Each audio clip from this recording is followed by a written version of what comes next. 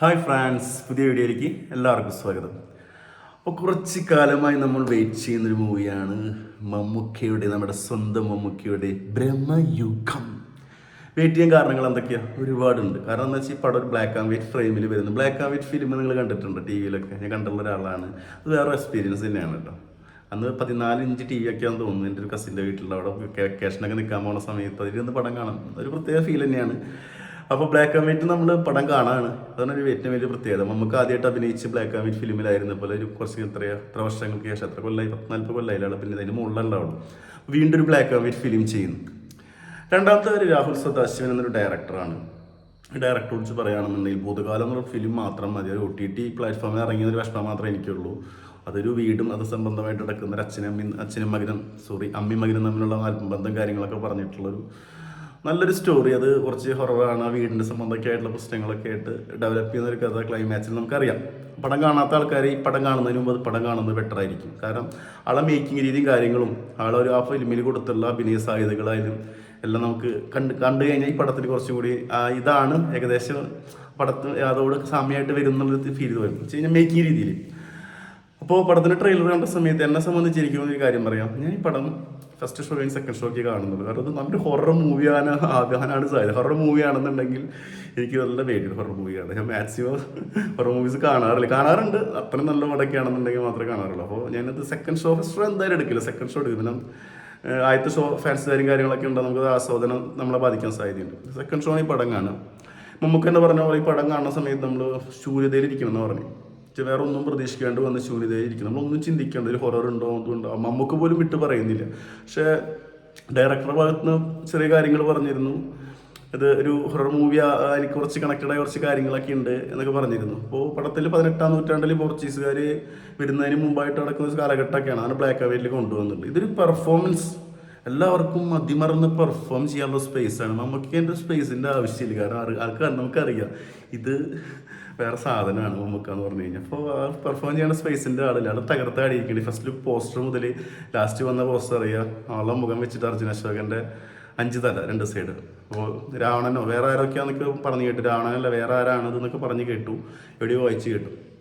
അപ്പോൾ അതിൽ ലുക്ക് തന്നെ ഗംഭീരമായിട്ടുണ്ട്. പിന്നെ സിദ്ധാർത്ഥ് ഭരത്, അർജുന അശോകൻ, മമ്മൂക്ക, പിന്നെ ആരാ 2-3 ക്യാരക്ടേഴ്സ് ഉണ്ട്. ഈ ക്യാരക്ടേഴ്സ് വരുന്നില്ല. അവർക്ക് എന്താ പറയുക, ആ സ്പേസ് അഭിനയിക്കാനുള്ള ഒരു ഗംഭീര സ്പേസ് ഉള്ള പടമായിരിക്കും.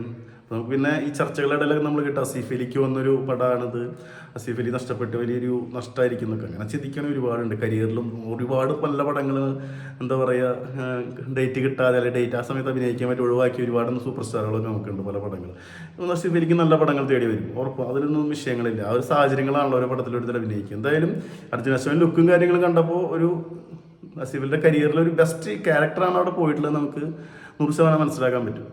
അപ്പോൾ ഇതൊരു ഭ്രമയുഗം എനിക്ക് തോന്നിയ സമയം എന്ന് വെച്ച് കഴിഞ്ഞാൽ ഒരു ഇല്ലത്ത് നടക്കുന്ന കഥയാണ്.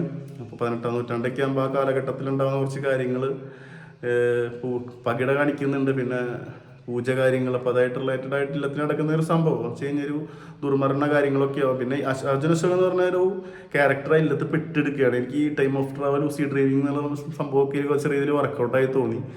അപ്പോൾ പിന്നെ ആ ചിന്താഗതികൾ, ആളുടെ ഓരോ ചിന്താഗതികളും കാര്യങ്ങളൊക്കെയാണ്. ഈ മമ്മൂക്കയുടെ ക്യാരക്ടർ എന്ന് വെച്ച് കഴിഞ്ഞാൽ ഒരു എന്താ പറയുക, ശക്തമായിട്ടുള്ള ഒരു ആർഗ്യുമെൻ്റ് അല്ല, ഒരു ആർഗ്യൂ ക്യാരക്ടർ ചെയ്യുന്ന ഒരു ഭയങ്കര ശക്തനായിട്ടുള്ള എല്ലാം എന്താ പറയുക, ആരനുസരിക്കാത്ത ഒരു പണ്ടത്തെ കാരണന്മാരുടെ ഒരു സംഭവിക്കില്ല, അതുപോലത്തെ ഒരു ശക്തമായിട്ടൊരു ഒരു രാജാവ് ഇല്ലാത്ത ഒരു ആ മുതിർന്ന രീതിയിൽ നിൽക്കുന്ന ഒരാൾ രീതിയിലുള്ള ക്യാരക്ടറാണ്. അവരുടെ ഡയലോഗും കാര്യങ്ങളൊക്കെ കണ്ടാൽ നമുക്കറിയാം. അപ്പോൾ ഇതെന്താണ് സത്യം പറഞ്ഞെല്ലാം ഒന്ന് കണക്റ്റഡ് ആയിട്ട് എനിക്കൊന്നും പ്രത്യേകിച്ച് തോന്നിയൊന്നുമില്ല. പക്ഷെ എനിക്ക് കുറച്ച് കാര്യങ്ങൾ മനസ്സിലായി. ഈ പകിടക്കളിയും കാര്യങ്ങളും ഒരു പെട്ടുകിടക്കുന്ന കാര്യങ്ങളൊക്കെ ആയിട്ട് എന്തൊക്കെയോ കുറേ കാര്യങ്ങൾ കണക്റ്റഡ് ആണ്.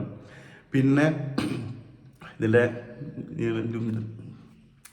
ട്രെയിലർ കണ്ട സമയത്ത് ഇതിൻ്റെ BGM അത് ഭയങ്കര നൈസായിട്ട് ചെയ്തിട്ടുണ്ട്. പിന്നെ ക്യാമറ അത് വേറെ ലെവലാണ്.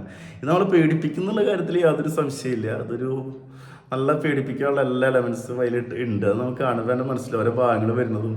പിന്നെ പുക, കാറ്റ്, അതൊക്കെ ഒരു മിക്സ് ചെയ്തിട്ടുള്ള സംഭവങ്ങളൊക്കെ ഒരു ഭയങ്കര ഫീലാണ് തോന്നിയത്. എന്തായാലും ഈ പടം കാണാൻ പോകുന്ന ആളുകളോട് എനിക്ക് പറയാനുള്ള എന്താണെന്ന് വെച്ച് കഴിഞ്ഞാൽ, ഇത് ട്രെയിലറും അതുപോലെ തന്നെ കാര്യങ്ങൾ അഭിമുഖം കാര്യങ്ങൾ കണ്ടപ്പോൾ എല്ലാവർക്കും ഏകദേശം മനസ്സിലായിട്ട് ഇതൊരു എൻ്റർടൈൻമെൻറ്റ് മൂവി ഒന്നല്ല, ഇതെല്ലാവർക്കും കുടിക്കാൻ വേണ്ടി ചായ ഒന്നല്ല. ഈ ചായ കുടിക്കാൻ എനിക്ക് തോന്നുന്നു നമ്മുടെ മലയാള ഇൻഡസ്ട്രിയിൽ 10% 5% ആൾക്കാരൊക്കെ ഉള്ളൂ. പക്ഷെ ഇത് കണ്ട് ഈ ഇൻഡസ്ട്രി ഉദ്ദേശിച്ചത് ഇത് കണ്ട് ദഹിക്കാനുള്ള പ്രേക്ഷകരെയാണ്. അപ്പോൾ അങ്ങനത്തെ ആളുകൾ പോയിട്ട് പടം കാണുക, അത് എൻജോയ് ചെയ്ത് കാണുക. അല്ലാത്ത ആളുകൾക്ക് ഈ പടം ഉൾക്കൊള്ളാൻ പറ്റില്ല, കാരണം അത്രയും സ്ലോ ബേസ്ഡ് ആവും പടം. അപ്പോൾ നമുക്കറിയാം ഭൂതകാലം പടം എന്ന് വെച്ചാലും അത്ര നല്ല സ്ലോ ബേസ്ഡ് ആണ് പടം പോകുന്നത്. അപ്പോൾ ആ രീതിയിലുള്ള പടമായിരിക്കും ഇതൊരു ഗംഭീര എക്സ്പീരിയൻസ് ആയിരിക്കും ഇൻഡസ്ട്രിയിൽ, യാതൊരു സംശയമില്ല. അത് ട്രെയിലർ എല്ലാ ഭാഷകളിലും ഇറങ്ങിയിട്ടുണ്ട്, അതിൻ്റെയൊക്കെ ഓരോ ഫീഡ്ബാക്സ് നമുക്ക് കിട്ടിക്കൊണ്ടിരിക്കുന്നുണ്ട്. പിന്നെ എല്ലാവരും ആ ഒരു മൈൻഡിൽ പോയി പടം കാണുക. ഇത് ഞാൻ പറഞ്ഞു, ഈ ചായ എല്ലാവർക്കും കിട്ടില്ല, കുടിക്കാൻ പറ്റിയ ചായയല്ല. ചിലർക്ക് കടുപ്പം നന്നായി കൂട്ടി കിട്ടും, ചിലപ്പോൾ ചിലർക്ക് വിത്തൗട്ടായിരിക്കും. അപ്പോൾ ആ രീതിയിൽ പോയി പടം കാണുക. ഇത് ചിന്തിക്കേണ്ട കാര്യം ഇത്രയേ ഉള്ളൂ. ഒരു പെർഫോമൻസുകളിൽ എന്താ പറയുക, ഉള്ളിൽ നിന്നുകൊണ്ട് നിൽക്കുന്ന അതിമനോഹരമായൊരു സിനിമ തന്നെയായിരിക്കും. ആ രീതിയിൽ പോയി കാണുക, വെയിറ്റ് ചെയ്യാണ്. നമ്മൾ ടിക്കറ്റ് ഓൾറെഡി ബുക്ക് ചെയ്ത് ഫസ്റ്റ് ഷോയ്ക്ക് തന്നെ. First show means fan show കഴിഞ്ഞിട്ടുള്ള ഷോയ്ക്ക് നമ്മൾ ബുക്ക് ചെയ്തിട്ടുണ്ട്. അപ്പോൾ നമുക്കതിനെ കുറിച്ച് പിന്നെ കൂടുതൽ പറയേണ്ട കാര്യമില്ല, ബാക്കിയുള്ള ഫുൾ ടീം. അപ്പോൾ നമ്മൾ വെയിറ്റിംഗ് ആണ്. വെച്ചാൽ 5 ദിവസം 4 ദിവസം കഴിഞ്ഞ് പടമായി. അപ്പോൾ പടം കണ്ടിട്ട് നമ്മുടെ പേഴ്സണൽ ഒപ്പീനിയൻ ഷെയർ ചെയ്യുക, ഒപ്പീനിയൻ.